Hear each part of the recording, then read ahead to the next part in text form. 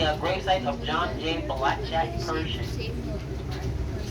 Coming up on the passenger side, and this end row of markers that sits right next to the street, you're going to see this tall gray marker with a cross on the back. And that will be the final resting place of Daniel Chappie James Jr.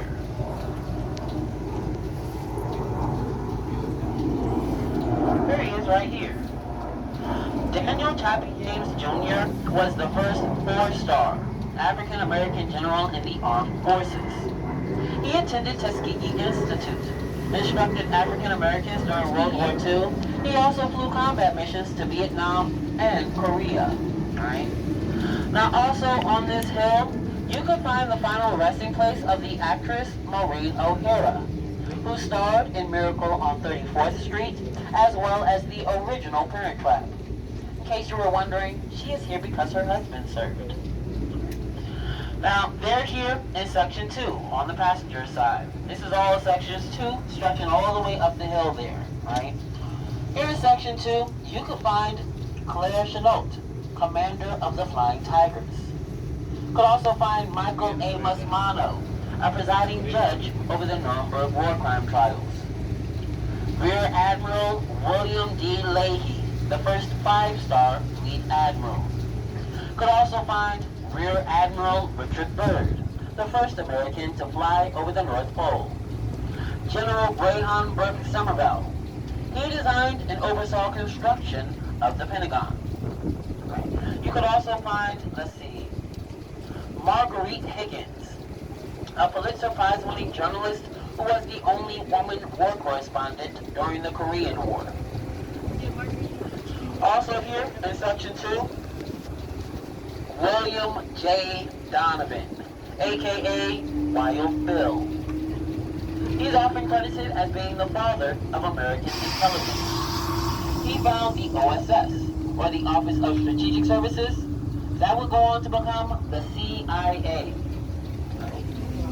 Now over here on the driver's side, after we pass by these trees, you'll look out, you'll notice this large red gate. And that is the McClellan's Gate, also known as the McClellan's Arch. It's named after Major General George B. McClellan. He had the distinction of being twice hired and twice fired by Abraham Lincoln. And that would serve as the original gate of the cemetery from 1871 until 1879, upon completion of the Sheridan Gate. In a moment on the passengers, here on the passenger side, this is section 7, where you can find another 5-star general, this one, George C. Marshall, who of course was the author of the Marshall Plan. And that would help to reinvigorate Europe following World War II. For that, he remains the only Nobel laureate buried here at Arlington National Cemetery. Now back on the driver's side, this here, section 12, where you find Michael Strank, who was present at the erection of the flag atop Mount Suribachi, Iwo Jima. You would also find the graves of the Nakashima brothers, of the 442nd Infantry Regiment. Folks, that was one of the most highly decorated regiments in U.S. history.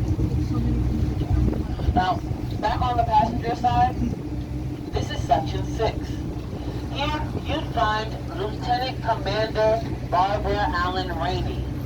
She was the first woman naval aviator. You could also find Captain Ronald Brown, the first African-American Secretary of Commerce, as well as the man who's known as the greatest of all leathernecks, 13th Commandant of the Marines. He was also known as the Marines Marine, John Archer Lejeune. I'm sure you folks have heard of Camp Lejeune down in North Carolina. That was named in his honor. Now, after we cross the street here, on the passenger side, you're going to see this large, gray, hexagonal monument. That will be the USS Serpents Monument.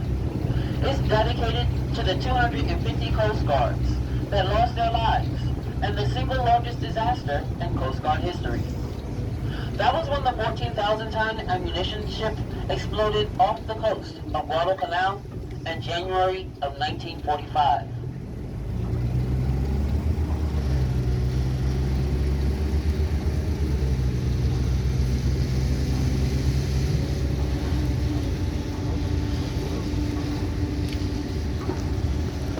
right over here, this large gray monument, the USS Service Monument.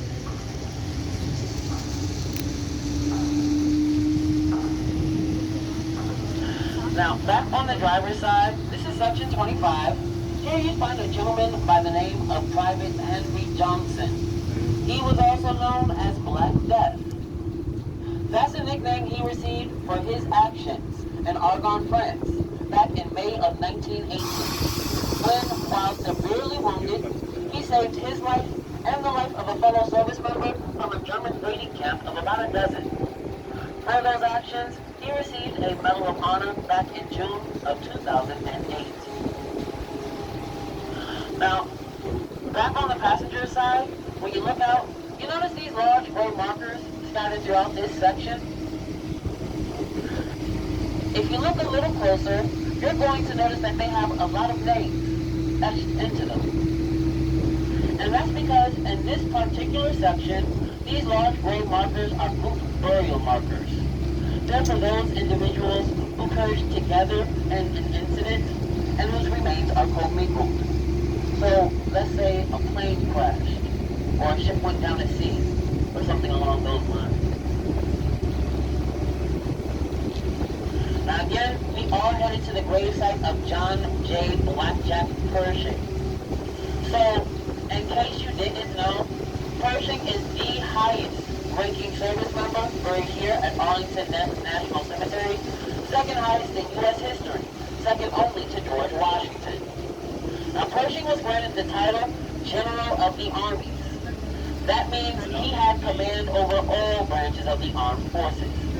Now, technically, that was equivalent to a 6-star rank, but there is no official insignia for that rank. Now, buried with them are his 2 grandchildren. You're going to find them here on the passenger side. In a moment, when you look up on top of this hill, you're going to see a long spruce tree in the middle of the hill.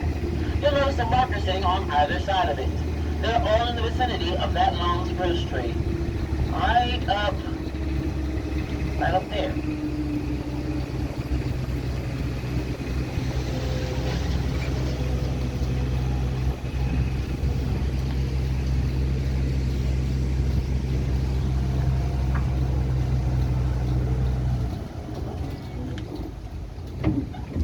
Now, did anybody want to get down here at the gravesite for John J. Blackjack Pershing?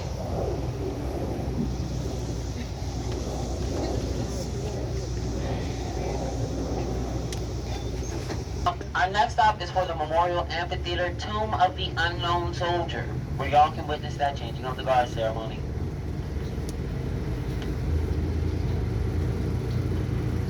Alright, now here on the driver's side, you could also find Ira Hayes, the Native American of the Pima Indian tribe, who was also present at the erection of the flag atop Mount Suribachi, Iwo Jima.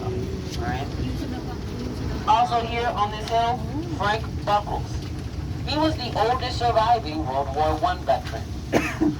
So, would y'all believe me if I told y'all he survived to the ripe old age of 110?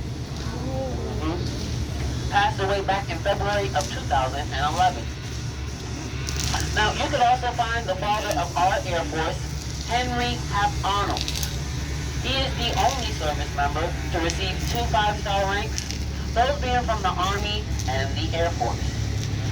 Fun fact, did y'all know he was also instructed in flying by the Wright brothers?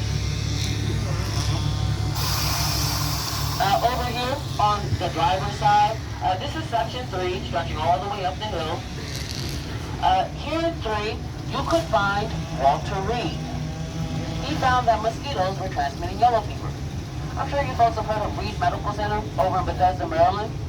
That was named in his honor, right? You could also find, let's see, Major General Jonathan D. Letterman. He was known as the father of battlefield medicine.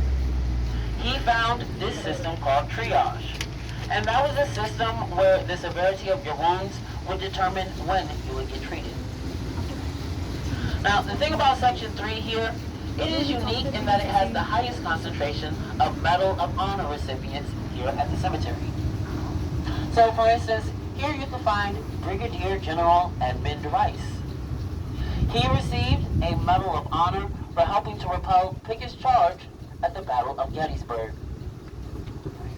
Now, after we come around this corner, you're going to look up the hill, or after come up on that hill up there, you look up the hill, you'll see this white mausoleum for Major General Nelson A. Miles. Right? He was commandant at Fort Monroe, Virginia, during the time that Jefferson Davis was held prisoner there following the Civil War. And he is another Medal of Honor recipient. Right? As a matter of fact, if you look to the right of him, you're going to see this large white cross. And that's going to be for Major General Jonathan D. Letterman, author of Battlefield Gettysburg.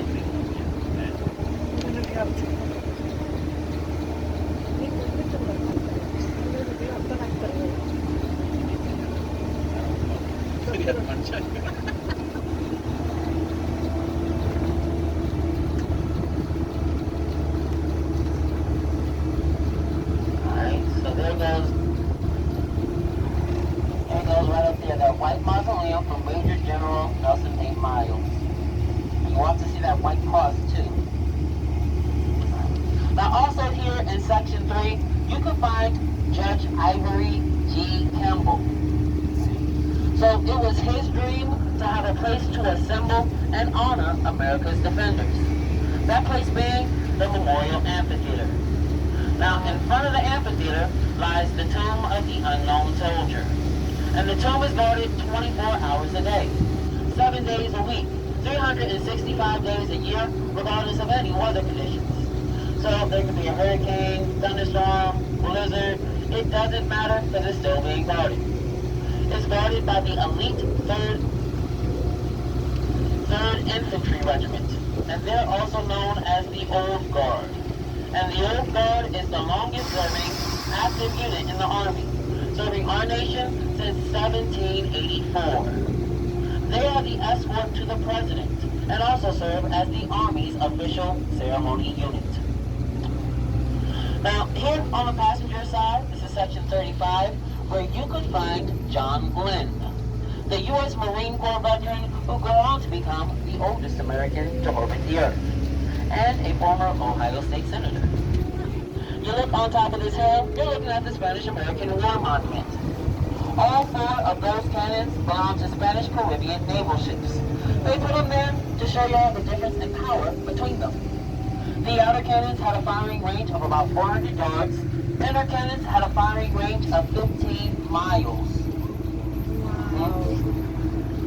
Also on the driver's side, you're going to see this large tree with a stone path wrapped around it, at the end of which lies the final resting place of Audie Murphy. One of the most highly decorated service members in U.S. history, he's also a famous actor who starred in To Hell and Back. To get to the tomb, follow the inner sidewalk around the amphitheater until you get to the front. The restrooms are here on the right-hand side of the amphitheater if you need them. They also